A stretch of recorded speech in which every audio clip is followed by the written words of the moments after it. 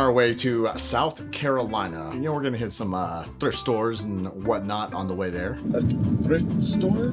Thrift flea? Thrift doesn't even look thrift open. Something? So we're definitely going through like small town back roads sort of places, places that people really don't care about video games, but even then it's still kind of hard to find stuff. But I do feel like our luck is better.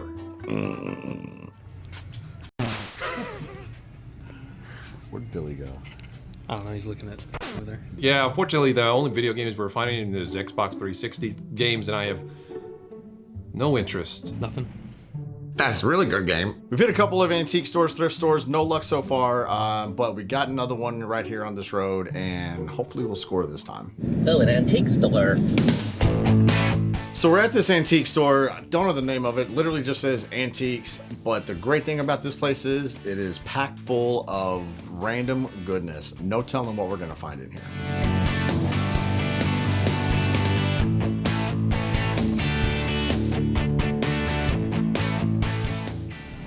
Batman Returns. 92. So I ran across a couple of collectibles here. I guess they're collectibles. Batman toothbrush and a Batman bubble bath. 1992. Should we buy this? Might as well. Should we get that toothbrush up front too? I didn't see anything.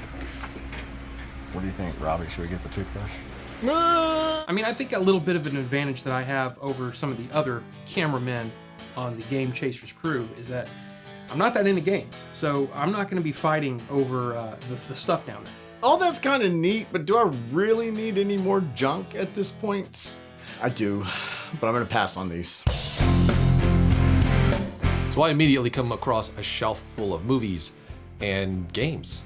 And they say $3 a piece, and my eyes light up, and I see some stuff on the shelf already. I see Hitman on the PS2. Ooh, jeez.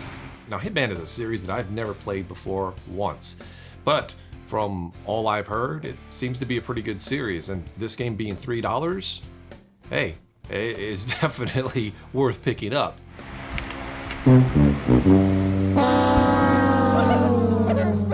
Oh, God. What's coming through on the label, too? On the other side. Yep. Yeah. Unfortunately, these PS2 games are definitely unplayable. These PS2 games look like someone wiped their bum with them. But right on the floor in front of this shelf is a box, and I start digging through it, and there's a buttload of PS2 games in here. Yeah, maybe I caught Billy slipping. I didn't find no Samsons or anything like that, but still, yeah, they were right underneath his nose and he didn't look thoroughly. I just thought it was a box of, I just glanced down, thought it was a box full of DVDs, because DVDs were at top, and apparently there were games underneath.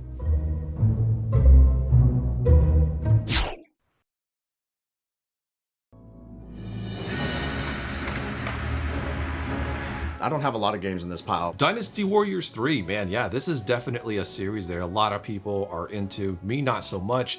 It's a hack and slash game, but it's based on real history, so it's kind of boring. Savage Skies. Essentially, it's a flight simulator on mythical creatures. You get to choose one of 3 different monsters as your steed, your trusty steed.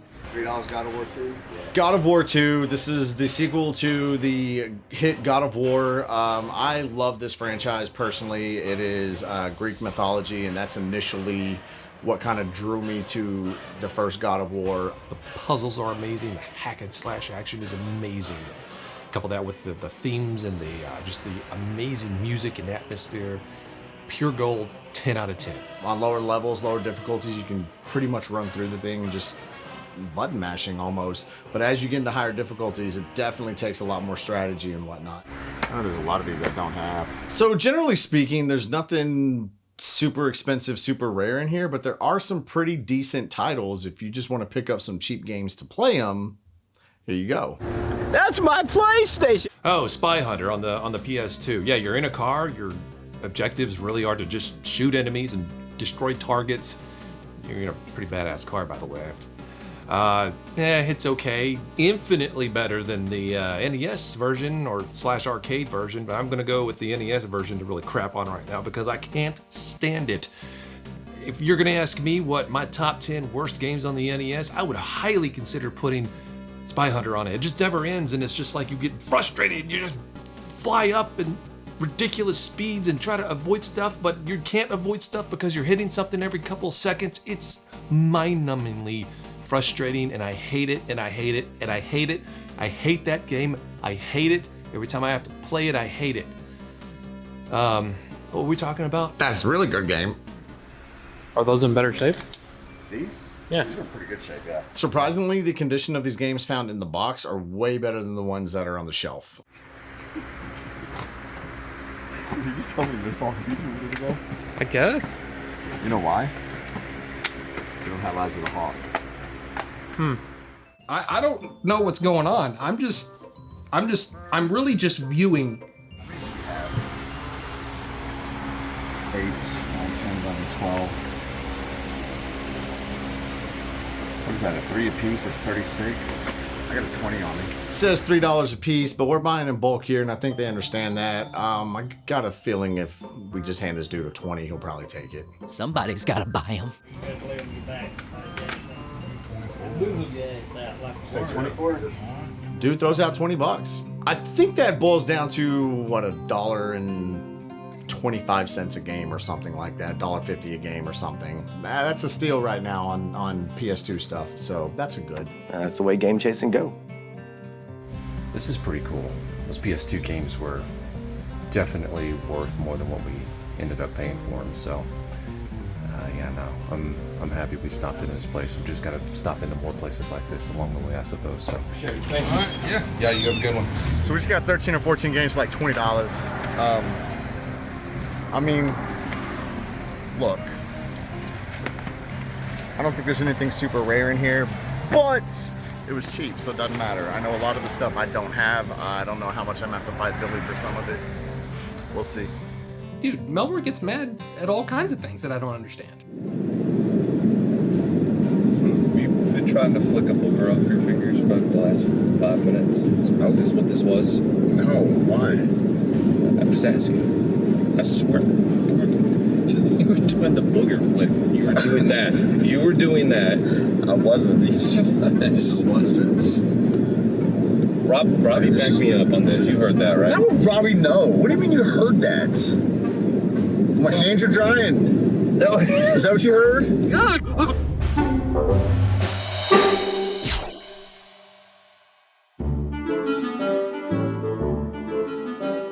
I like coming to Southeast Game Exchange. I like going to South Carolina. This is actually my 3rd in 4 years. Taken out for the COVID year, of course. It's Billy's first year here, and it's grown quite a bit in 4 years. Now, this is my first time at Southeast Game Exchange. I'm having a blast. I want to go out on the floor. There's some things that I want to see, and there's one thing in particular that I have my eye on. I'm seeing here this boxed, complete in box, Super C on the NES. Now, this box is pretty minty. It's marked at $120. You mind if I open this up?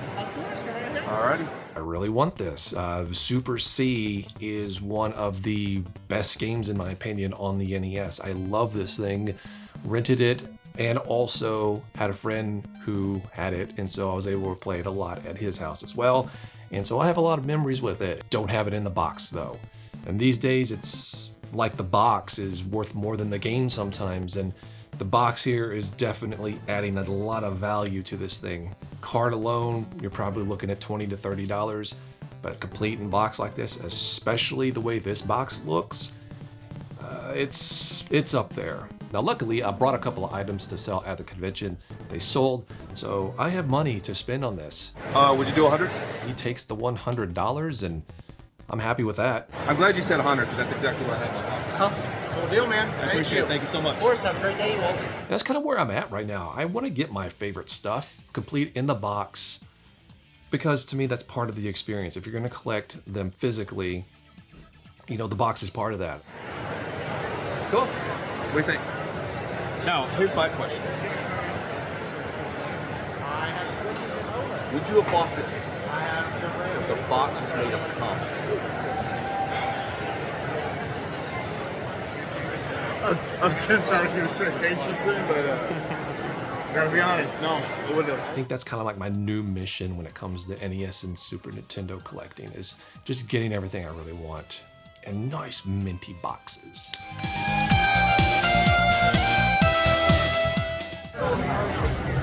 Oh, did you get it? I got it. That's sick. $100. $100. That's great. Nice. Beautiful. I will say, best Contra game on the Nintendo, hands down, in my Are opinion. you talking NES? NES. Best of all time is Contra 3. Okay, we're good.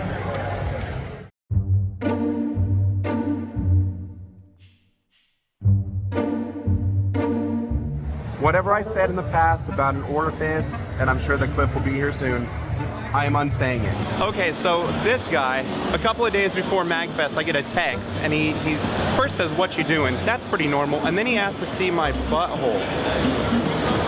I'm not in the habit of showing my butthole to anybody, let alone this guy. And then it makes it worse, I get a tweet from him and he's got no shirt on and he wants me to see that.